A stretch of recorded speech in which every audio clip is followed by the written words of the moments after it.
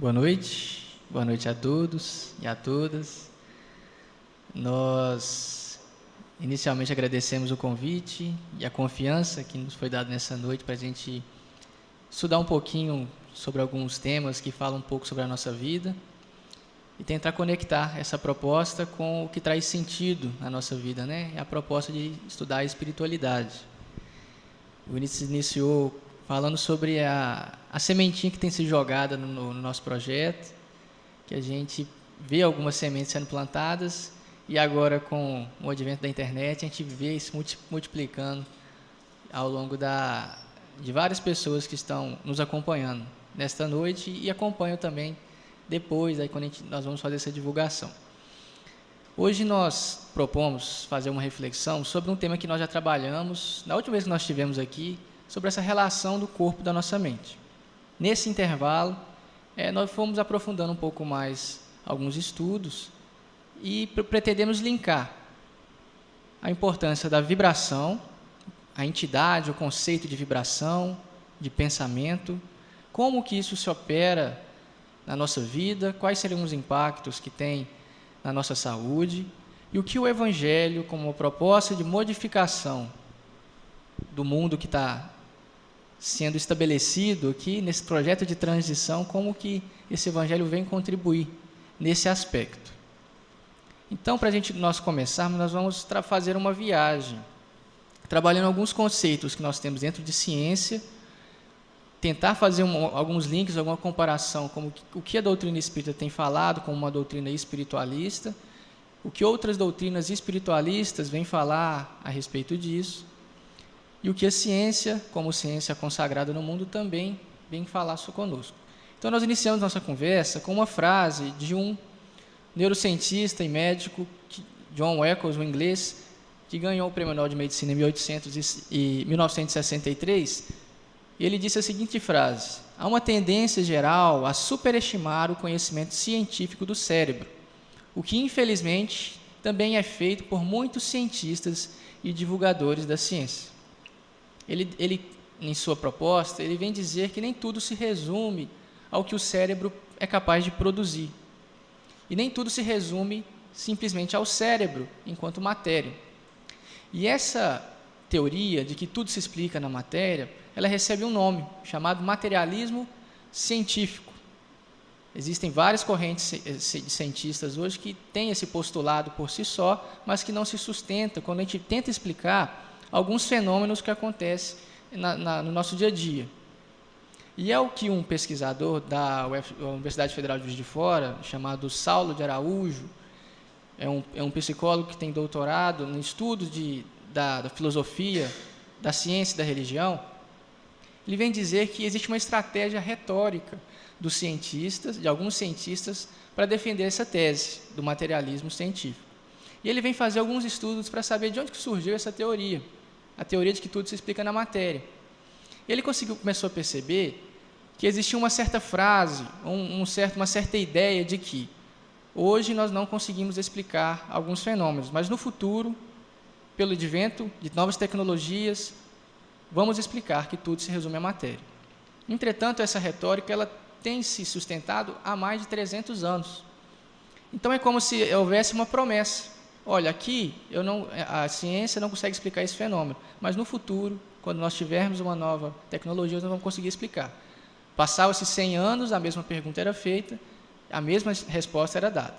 O problema disso é que, fechando-se o nosso campo de entendimento, a gente deixa de abarcar novas teorias, que as teorias que concordam que a matéria é importante, que a matéria tem o seu papel, tem os seus fenômenos, mas é necessário expandir um pouco mais, acreditando que nem tudo se resume à matéria, que é o que vem falar as doutrinas espiritualistas, as doutrinas que vêm entender o mundo imaterial, mas que também se expande para outras realidades. E essa teoria, nós trazemos uma delas aqui, e ela traz um grande dilema, um grande paradigma que nós temos hoje, dentro do mundo da ciência, que é explicar ou tentar propor outras propostas que vêm falar sobre a origem do cérebro e da mente. Existe um postulado defendendo que tudo se resume à matéria. O cérebro portanto, produz a mente, e não o contrário. A mente é um produto inexorável do cérebro. E essa teoria ela vem dizer o seguinte: olha, se nós pegarmos as funções cerebrais, cada região do cérebro tem uma função. E isso já foi mapeado hoje dentro na medicina. O córtex frontal está relacionado com os movimentos. O córtex temporal está relacionado com o processamento da audição e a memória falada. E cada região dessa vai ter uma função. Entretanto, se nós perguntarmos hoje, qual que é a região do cérebro responsável pela consciência? Não existe. Se nós perguntarmos hoje, qual que é a região do cérebro que está relacionado com a produção do nosso sentimento de que nós existimos? Existe, por exemplo, uma região que, se nós lesionarmos, nós vamos parar de ser conscientes? Por exemplo, uma televisão, aí que vem a explicação dessa teoria. Uma televisão ele tem um aparelho, alguns dispositivos dentro dela. E esse aparelho, um desses aparelhos está responsável pela produção da cor. Só que a televisão ela nada mais é do que um receptor de sinal. Portanto, se nós lesionarmos ou danificarmos esse receptor de sinal, a televisão vai deixar de produzir a cor. Só que esse sinal ele vem muito anterior à televisão. Por que não seria possível, então, que a consciência fosse emanada para o cérebro e o cérebro manifestasse essa consciência? É o que vem falar a teoria da mente não local ou a consciência extracorpórea. Quer dizer, existe um princípio que não foi definido ainda, existiria um princípio que não foi definido ainda, que envia um sinal ao cérebro e ele produz aquilo que essa consciência está querendo nos mostrar. Então, a partir disso, expandindo esses conceitos, nós vamos abarcar uma doutrina espiritualista, a doutrina espírita, que acredita na realidade do espírito e que seria esse espírito o princípio dessa consciência. André Luiz foi um médico que recebeu a permissão do mundo espiritual para estudar um pouco mais essa questão da medicina espiritual, do corpo espiritual. Ele vem dizer que o corpo mental, assinalado experimentalmente por diversos estudiosos, é o envoltório sutil da mente e que, por agora, não podemos definir com mais amplitude e conceituação, porque naquela época faltavam-se vocabulários, faltavam-se tecnologias para tentar explicar o que é realmente esse corpo mental. Uma representação figurada, nós podemos enxergar da seguinte forma: o espírito, a sede da consciência, a sede da mente, transmite a sua vontade pelos fluxos de vontade, como André Luiz fala, para o corpo mental. E esse corpo mental vai canalizar e direcionar essa energia para as diversas propriedades, os diversos centros de energia do corpo espiritual. Esse corpo espiritual, como chamamos de perispírito, transmite esse fluxo de vontade, consciente ou inconsciente, para o corpo físico, através daquilo que se chama de duplo etérico, que faz essa conexão entre o perispírito e o corpo físico. E esse corpo físico vai manifestar a consciência e a vontade do espírito inicial, o princípio inteligente que está ali comandando aquele corpo. E nós vamos perceber que nessa figura que isso é uma via de mão dupla. Quer dizer, as experiências que o corpo tem nas suas múltiplas possibilidades se comunica com o que o perispírito, o corpo espiritual, está também recebendo de uma forma ambígua, de uma forma dupla, que esse efeito ele acontece. O interessante é que André Luiz também compara o cérebro como se fosse um dínamo. E o dínamo ele é um aparelhinho que, passando uma corrente elétrica, vai gerar um campo eletromagnético em volta. Uma energia elétrica, como essa energia que passa aqui nessa luz, no fio que passa essa energia, está gerando um campo magnético em volta. O dínamo é isso. E o cérebro é comparado a um dínamo. Só que o cérebro ele não tem somente um fio, ele tem vários fios. E esses fios são, na verdade, os nossos neurônios, que, se a gente for tentar fazer um cálculo aí estimado, nós vamos chegar no número de 6 bilhões de neurônios. São bilhões, são milhões de neurônios, que a todo momento, pelo nosso pensar, está produzindo uma energia magnética. Olha só a indústria de energia que nós somos capazes de canalizar de forma consciente ou não, ou inconsciente. E é essa energia, por exemplo, que vai produzir a manifestação de nossos hormônios, de nossas atividades, de nosso pensar, a comunicação interna com o nosso corpo. Então, conscientemente ou inconscientemente, a todo momento, porque nós não paramos de pensar, nós estamos interferindo nesse corpo físico. Joana de Ângeles fala também conosco que o ser humano é um conjunto harmônico de energias, constituído de espírito e matéria, mente e perispírito, emoção e corpo físico, que interagem em fluxo contínuo uns sobre os outros. O ser humano é um complexo harmônico de energias, ora mais densa, como a nossa matéria, ora menos densa, como o nosso corpo espiritual. Nesse corpo espiritual, ele tem alguns centros de energia, que estão relacionados com algumas funções dela. Cada função dessa vai estar centralizada no que nós chamamos de centros de força. Em algumas doutrinas falamos de chakras. Na medicina oriental fala-se em corpos vitais, corpos mentais. À direita nós temos os 7 chakras e à esquerda nós temos os 5 corpos, que a medicina oriental trabalha, principalmente quando nós vamos aprofundar, e não temos o método de aprofundar isso, com o yoga, que trabalha com esses 5 corpos. Cada centro desse vai ter uma função. Por exemplo, o nosso centro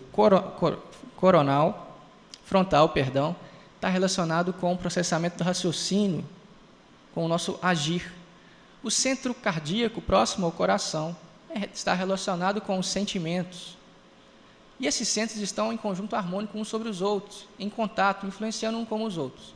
Então, por exemplo, quando nós passamos por uma situação de raiva, alguém nos agride, o primeiro instinto que nos vem é responder na mesma medida.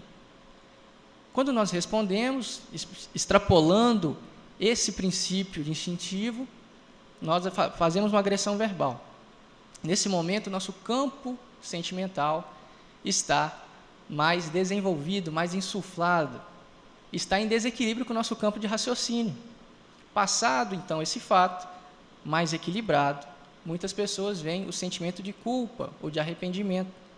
O raciocínio vem e produz nele a lógica de que aquilo que ele fez não era necessário. Esses corpos, então, se equilibraram. A todo momento nós estamos fazendo essas harmonizações e desarmonizações, influenciando esses corpos e manifestando em nosso corpo físico, de uma forma bastante complexa, e natural, e sutil, que muitas vezes nós não percebemos. E aí André Luiz, ele vem fazer, nesses corpos, um diagnóstico relacionado com padrões de pensamento e de comportamento nosso.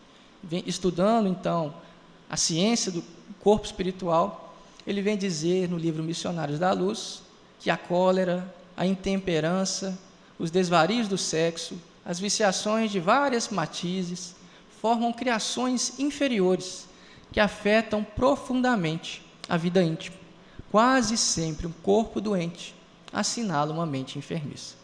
Então ele enumera aqui cólera, intemperança, desequilíbrios da área sexual, viciações várias que nós temos em nossas vidas, vão produzir criações inferiores nesses corpos espirituais. É o que ele vem chamar, mais à frente, das larvas astrais, que na verdade nada mais são do que produto do nosso pensamento, que produzindo essa energia mental, essa energia magnética, solidificada, produzem verdadeiras bactérias que se fixam no nosso corpo espiritual. E o que uma larva faz na nossa vida, no nosso dia a dia? O que uma bactéria faz no nosso dia a dia? Vem drenar energia para conseguir se manter. Então nós vamos nos sentindo um pouco cansados quando ficamos com padrões de raiva, de ódio, de cólera, porque estamos nutrindo, em algumas vezes, essas larvas. É como se nós dormíssemos 12 horas seguidas e acordássemos cansados, não sabendo por quê, que ainda estamos nesse cansaço, sendo que nós dormimos e, por senso comum, quando nós dormimos, é que nós recuperamos as energias. Pelo mesmo motivo, se nós somos capazes de produzir essas larvas pelo nosso padrão vibratório, nosso padrão de pensamento, nós somos capazes de produzir a nossa própria cura. porque é pelo nosso pensar que nós alimentamos. Se deixamos de alimentar, essas larvas ficam desnutridas, numa linguagem metafórica. Então, temos esses espectros de doença que vão atrapalhar o nosso corpo físico. E agora nós entramos em alguns aspectos científicos que vêm reforçar um pouco essas teorias que André Luiz já vem defender há um pouco mais de 50 anos. Em um livro chamado A Vida Dentro de Nós, um médico chamado Dr. Hélio Halperin, ele diz o seguinte: é pelas más vibrações emitidas por nós que nossas células são corrompidas, abandonam sua tendência original e, consequentemente, adoecem. Somos, portanto, muito mais responsáveis pelo que nos acontece do que imaginamos. Dr. Hélio Halperin é um espiritualista, acreditando que nem tudo se resume à matéria. Nessa sua teoria, ele vem falar que pelo nosso padrão vibratório, nossos comportamentos, nós corrompemos a nossa célula e fazemos com que ela abandone uma tendência original. Que tendência original é essa? Vamos voltar, então, fazendo algumas observações na nossa natureza. As leis da física, as leis da química, elas obedecem a um padrão regular, imutável e perfeito. Elas não se modificam. A rocha que cai para o chão, ela sempre cai para o chão. Se nós pensarmos nesses padrões, nessas leis, nós vamos deduzir alguma força também inteligente, uma força também perfeita, que obedece, que faz com que essa matéria obedeça um padrão estável, um padrão perfeito. Com nossas células não é diferente. O padrão natural, a tendência natural das células, como produto dessa criação perfeita, é a perfeição. Nossas células operam em nosso corpo com perfeita harmonia, deveriam operar em perfeita harmonia. Por exemplo, nossas células sanguíneas, nosso sangue, são responsáveis por captar o oxigênio. Então, nós respiramos, os ares entram no pulmão e elas captam o oxigênio e distribuem para todo o corpo. E elas sabem, por essa força inteligente, das suas obrigações de uma forma metafórica. Por quê? Se ela simplesmente acordar no dia seguinte e resolver não trabalhar, entrar de greve, todo o outro corpo que depende dela vai estar prejudicado. Então foi colocado nela um código divino que ela tem que obedecer para a harmonia do corpo. As nossas células intestinais que fazem a absorção dos nutrientes operam na mesma sintonia. O nosso corpo, se nós analisarmos e observarmos o nosso corpo, ele funciona num padrão de solidariedade, de amor, de caridade impressionantes, de forma que eles não se desequilibram a não contar com o espírito que está ali, animando. Um espírito que passa por conflitos, que passa por dificuldades, que não está em perfeito equilíbrio com esse corpo que obedece um código divino. Então, quando nós pensamos em desequilíbrio, nós estabelecemos um conflito nessas células. O conflito entre seguir o programa divino e seguir o programa que está ali influenciando essa matéria, que é o espiritual. E é por meio desse conflito que essas células mudam o seu programa. Começam, então, a surgir os conflitos dentro dessas células, elas vão modificando as suas funções. E é por isso que ele nos diz que, pelos simples padrões de pensar, pela nossa simples vibração, nós modificamos o funcionamento de algumas células nossas. Para reforçar o que nós estamos dizendo, existe uma corrente hoje que se consagra, pelo menos nos últimos, da década de 80 para cá, chamada psiconeuroimunologia. Essa corrente vem defender que pelo nosso padrão de comportamento, que captado no nosso sistema nervoso, vem influenciar a nossa imunidade, nosso sistema de defesa. Quem defende isso, um grande médico em Harvard, chamado Dr. McLeave, ele vem dizer o seguinte, na época ainda de 1980, em um auditório, um congresso repleto de cientistas, neurocientistas, defenderam a sua corrente, em um momento em que não se acreditava muito, não se dava muito crédito a essas teorias. Ele fez o seguinte, pegou um livro, best-seller da época, um livro erótico, e começou a ler esse livro naquela plateia. O povo logo já foi se perguntando, com certeza esse cara é louco, está fazendo brincadeira com a gente. Começou a ler essa cena e o pessoal começou a se sentir desconfortável, E um deles pediu para ele parar. Quando ele pediu para ele parar, ele perguntou: por que você não quer que eu continue? Olha, porque não é aqui o momento, você está fazendo essa leitura, e pelo meio dessa leitura, nós estamos no sentido desconfortáveis. Por quê? Porque nós estamos pensando em uma coisa que não é objetivo desse evento. Em quê? Em sexo? Em sexo. E o que vocês estão sentindo? Os nossos órgãos sexuais, seus órgãos sexuais estão sendo influenciados por esse pensamento? Evidentemente que sim. É assim que acontece, como em todos os seres humanos, não só em nós. É? Ele diz. Quer dizer, então, que pensando em sexo, os seus órgãos sexuais vão responder? Claro. Se nós pensarmos no amor, na solidariedade, na resignação e na paciência, quais seriam as células que estão sendo impactadas por isso? Que influência esse pensamento vai trazer em nossas células? E aí que ele vem aprofundar em suas pesquisas que pessoas que têm um padrão de altruísmo, de abnegação, que se envolvem em questões de solidariedade, têm melhores níveis de saúde, e tem vários espectros de níveis de saúde. Então, ele começa a fazer essas pesquisas, uma área recente hoje, dentro da saúde, mas que tem já conectado-se com essas teorias espiritualistas. E aí que nós entramos na questão do Evangelho. Como que nós entendemos esse processo de adoecimento quando nós passamos por uma doença, por exemplo? O Evangelho segundo o Espiritismo, que é a referência que nós vamos utilizar aqui, ele fala sobre o bem sofrer e o mal sofrer, num capítulo em que Allan Kardec vem aprofundar a máxima de Jesus: bem-aventurados os aflitos, porque eles serão consolados.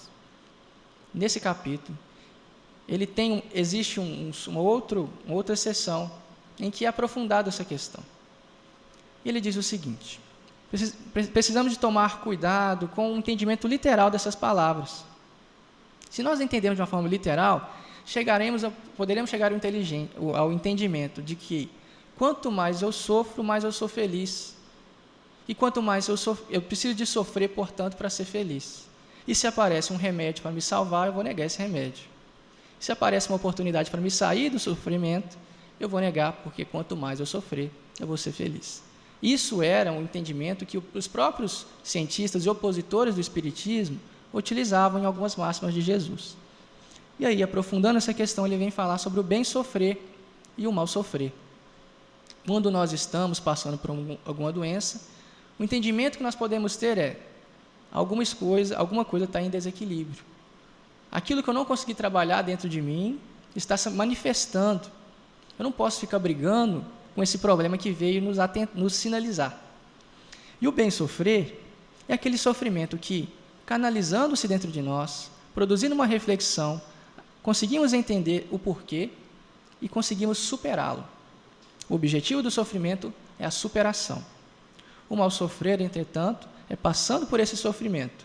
Ou eu não supero, ou eu não entendo para que ele veio. Ou eu não supero, ou eu alimento esse sofrimento. Eu acho que eu faço uma conclusão de que, passando pelo sofrimento, quanto mais eu sofrer, mais eu vou ser feliz. E se aparece um remédio, eu nego. Muitas pessoas estão nesse padrão de pensamento ainda. É o que Joana de Ângeles vem falar sobre a culpa ancestral. Porque nós ainda não nos libertamos daquela ideia de que nós somos eternos pecadores, de que nós somos filhos do pecado, de que nós merecemos o sofrimento a todo momento, porque no passado, na época do Cristo, eu não consegui salvá-lo. E esse padrão de pensamento nos impede de perceber novas realidades e novas possibilidades de pensar. É o que vem falar nesse mesmo capítulo sobre os chamados tormentos voluntários. E o anjo protetor, que vem fazer essa reflexão, ele diz o seguinte: é lícito aquele que está se afogando tratar de se salvar? Aquele que está passando por uma dificuldade, por um processo de doença, tomar o remédio? Aquele que está com espinho no pé, tirar esse espinho? Se o remédio foi oferecido ao seu lado, se Deus permitiu que esse remédio se lhe oferecesse, por que a gente nega algumas vezes? E esse remédio, ele não é uma coisa materializada, não é o comprimido. É um padrão de pensamento, algumas vezes, que a gente precisa de mudar. É o conselho amigo que nos aparece, que a gente precisa de direcionar para conseguir readequar esse corpo conosco mesmo, porque nós estamos em processo de busca do nosso equilíbrio interno, com esse programa divino que nós carregamos ao encarnarmos, com o espírito imperfeito que está ali nas suas lutas, no processo de reequilíbrio a todo momento. Então, dessas conclusões, nós podemos chegar nessas seguintes. Nós temos em nós um conflito entre uma matéria perfeita, corporal, divina, imutável, e um espírito passando por um processo de aprimoramento. Esse corpo nos educa a todo momento, nos fala aonde que nós precisamos de parar. Gente, em nosso dia a dia, na prática da medicina, nos nossos estágios, nós vemos muitos pacientes que ficam brigando com a doença, que ficam alimentando a doença. E a gente precisa de ressignificar o processo do adoecimento, porque é essa doença que está nos sinalizando alguma coisa que está errado dentro de nós. Os nossos corpos, nossos centros de força que ainda não estão em equilíbrio. E esse corpinho nosso é também instrumento. Porque imagina se nós apenas andássemos no corpo espiritual, que bagunça que ia ser a nossa vida. E é esse instrumento que nos coloca organizados para conseguir vencer as nossas dificuldades do nosso dia a dia. Então, esses conceitos vão se unificar a outros conceitos. Falando, então, de alguns aspectos científicos que falam sobre essas energias magnéticas, nós trazemos aqui alguns estudos de alguns pesquisadores no mundo inteiro que fizeram algumas pesquisas em artigos científicos com metodologias muito rigorosas, e professores da Universidade Federal de Minas Gerais reuniram em um livro chamado Saúde e Espiritualidade, uma nova visão de medicina, o produto dessas reflexões, o produto desses estudos. É o volume 1, são 3 volumes, mas nesse volume 1 ele já traz algumas reflexões para nós. E vem dizer sobre as chamadas energias superempíricas, no termo que está sendo utilizado. Um sinônimo dela, talvez alguns conheçam, chamado de prana, ki, ou orgônio. E Levin e Van der Poel, que são pesquisadores na área da espiritualidade hoje, no mundo inteiro, na Universidade de Duke, lá nos Estados Unidos, eles chamam a atenção para a existência de energias que podem influenciar o corpo físico e o curso de doenças, possivelmente liberadas pelo envolvimento religioso ou por práticas espirituais. Quer dizer, quando uma pessoa é muito frequente em um serviço religioso, ou se envolve muito no serviço religioso, ou tem um padrão de convivência com solidariedade, atribui sentido à sua vida, tem bons relacionamentos com os amigos, eles têm melhores padrões de saúde. Quando uma pessoa, por exemplo, faz uma prece de uma forma fervorosa, como acontece em muitas seitas religiosas, eles têm melhores padrões de saúde. É uma constatação. Mas como que isso se opera na realidade? A ciência não consegue explicar ainda que energia é essa, ou que vontade é essa, que força é essa. E por isso que com o nome vem o nome de superempírica, que vai super, acima daquilo que pode ser provado, mas ela existe. Como assim? Quando nós fazemos a nossa prece, por exemplo, nós nos sentimos bem. Só que esse poder, essa força, essa diferença que nós sentimos, ela vem de dentro de nós ou ela vem de fora? A possibilidade de vir uma força exterior enviando essa energia. Existe um estudo hoje, já foi realizado por um pesquisador chamado Bird, que ele pegou pacientes que estão internados em CTIs, que estão passando por problemas cardíacos, e produziu e dividiu esses pacientes num grupo que ia receber prece de líderes religiosos e num grupo que não ia receber prece de líderes religiosos. E eles fizeram essa prece durante um tempo. Ao final desse período de exposição, que eles estavam estudando a exposição da prece, eles vão chegar à conclusão de que aqueles que receberam a prece tiveram melhores resultados de saúde daqueles que não receberam. E as pessoas que operaram essas preces nem sequer conheciam os pacientes que estavam internados. Constata-se aí que existe alguma coisa que faz a diferença entre uma prece intercessória com aqueles que não estão recebendo. Mas que força é essa? Não se sabe. É o que se chama de energia superempírica, é o termo que está sendo utilizado. Essa prece que nós fazemos vem de dentro para fora ou vem de fora para dentro? Por exemplo, eu peço a Deus para curar o meu amigo. É eu que estou levando energia ou é uma energia que está indo sendo direcionada sem a minha interferência ou sem a minha ação direta? Essas reflexões estão sendo feitas hoje dentro do mundo da ciência, porque não se pode mais ignorar que existe um fenômeno ali que precisa de explicação, e um fenômeno que é presente em várias pessoas, que é a nossa religiosidade, que é a forma como nós enfrentamos as dificuldades do nosso dia a dia. Pegamos aqueles conceitos religiosos e vamos trabalhar eles para conseguir superar as dificuldades. Vou passar só mais um pouquinho aqui, depois nós vamos falar sobre essa questão da epigenética se nós tivermos a oportunidade. E o que diz o nosso Evangelho a respeito desses padrões de comportamento? Paulo de Tarso, ele teve uma experiência em uma das igrejas que ele vai fundando ao longo do seu evangelho, ao longo da sua divulgação. Ele teve uma experiência que na igreja de Éfeso, uma cidade de Éfeso, passando por lá e deixando alguns ensinamentos que ele recebeu do Cristo, muitas pessoas e muitos discípulos que estavam lá estavam deturpando um pouco a realidade da mensagem evangélica, fazendo algumas justificativas para manter nos mesmos padrões de comportamento. Os discípulos mais fiéis, angustiados, enviaram uma carta a Paulo perguntando que orientação que a gente pode fazer, porque Paulo não tinha condição de passar em todas as cidades para conseguir, em carne, naquele momento, fazer as orientações. Então ele escreve uma carta ao povo de Éfeso que diz o seguinte, em uma das suas recomendações: quanto à antiga maneira de viver, vocês foram ensinados a despir-se do velho homem, que se corrompe por desejos enganosos, a serem renovados no modo de pensar e a revestir-se do novo homem. Por que ele faz essa reflexão?